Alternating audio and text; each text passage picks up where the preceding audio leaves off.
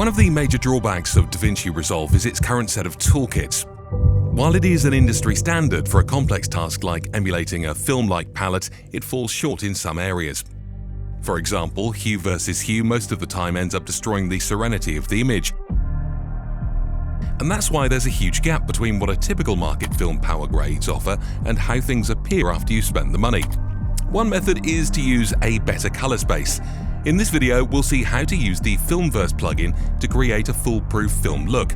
It is something we've been developing for over 2 years now, and it's now being used at a couple of major production houses. Even if you aren't interested in the plugin, stick around, you won't leave without learning a couple of color tricks. Heads up, a free version is linked in the description.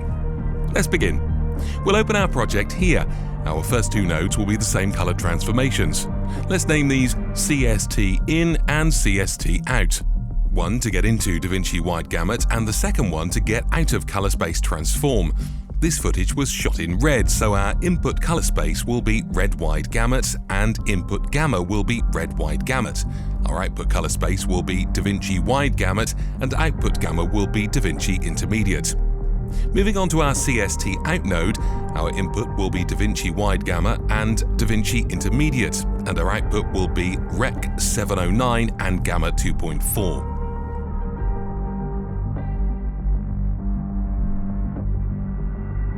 Now this CST sandwich is where we will operate. We'll add another node and name it FilmVerse. Go to the Effects tab and type DCTL. Drag and drop DCTL into this node. From the DCTL list drop-down, select FilmVerse 1.1. We'll add another node, we'll add the DCTL effect and call it Texture, and we'll select FilmVerse Texture. Coming back to FilmVerse, it gives us a good starting point, and I'm sure most plugins or power grades out there already give you this as a base look, but let's take it a step ahead.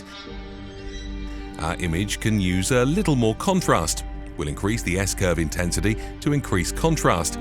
It's designed to preserve skin exposure level as we increase the contrast level. Let's reduce the highlights just a bit until our highs sit at around the 800 mark in waveform scopes.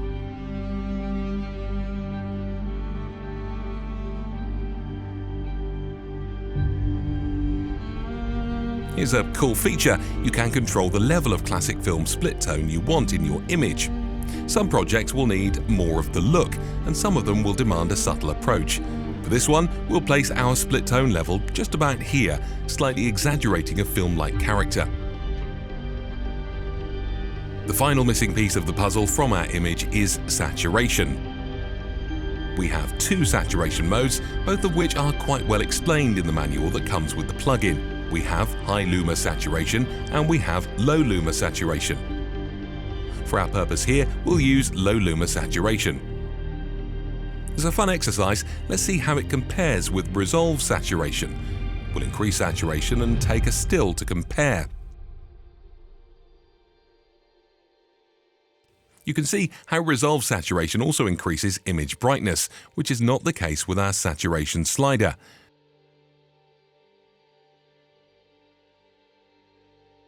We'll set our saturation at about 2.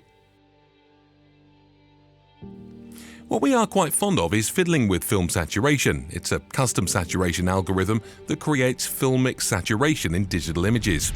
We often use it in a mix with saturation to achieve desired results. Let's play around with our film saturation to see what fits in.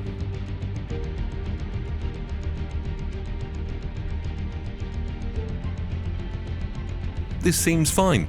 We are going for a quite strong flavour of the film here, just to see how far we can easily push it. Let's also push the cyan saturation a bit more. What's happening here is that we've encapsulated the film look within one of the more advanced colour spaces. The idea is to truly stretch the film look to its fullest to any magnitude of the project with utmost ease, especially in a modern workflow. And that's what we are trying to do. In look building, skin is quite important. There are 2 handles just for focusing on skin tones. Well, shift our skin away from reds and also add a bit of brightness to it. We'll give our image a final couple of adjustments. I like the overall image balance to be a bit more cyan rather than deep blue. we'll add another node after FilmVerse and make these adjustments. And here's before and after. Moving on to our next footage, this one is shot on ARRI 65 and we'll set the input to ARRI Wide and ARRI Log C4. We'll add the FilmVerse plugin. We'll add fiddle around the contrast, split tone, cyan saturation, and a mix of saturation and film saturation. I want the image to have a more cyan blue vibe overall. For this, we'll add a node next to our FilmVerse node and name it Adjustment. We'll use the offset wheel to shift the overall look towards green, cyan, blue. This seems perfect. As a final adjustment, I'd like to adjust where our image sits in the deepest shadows. As you can see, as we add more of a split tone, we see our shadows are lifted. Version 1.2, set to release in mid-April, has already a fix for this. There's a lot in development as we speak. Let's now pull the deep shadows down using the log shadow wheel.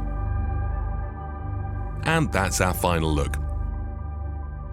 Here's before and after. We'll create a still and paste the adjustments onto our next footage, as it's too shot with ARRI 65. With this one, we'll play around with highlights, film saturation, and split tone to create a film flavor. We'll fix the skin brightness, we'll adjust the overall balance just a bit, and that's it. A quick before and after. That's it for the color, but what about texture? We'll create a node before CST, name it Texture, and drop DCTL plugin and select FilmVerse Texture from the dropdown. Let's quickly deselect everything and see what this plugin does. You see all of these ultra-sharp video features fall in the high frequency band of the input signal. As you click on Soften, it only softens this high frequency band, thereby creating a softer look while still maintaining overall video details. Next, if you enable halotation, it'll add a halo effect, and as we increase the grain amount back to normal, you can see we've almost fully emulated the textural nuances of film. The texture plugin is also being updated as we speak. Here's before and after. Overall, both the color and texture sides of the plugin work hand in hand, not only to create a filmic look, but to act as a look-building toolkit. While more film stocks are being added to the plugin, the overall goal remains the same, to go beyond film look. Feel free to download and fully test out the plugin with links in the description. We don't usually do this, but just to onboard new users as a new software brand, we'd like to offer a 30% discount in case you decide to buy 3 days from now. Everything is mentioned in the description. More tutorials are coming soon, from look building exercise to make to production grade tricks and tips. Make sure to subscribe and follow us on Instagram at Colorist Foundry.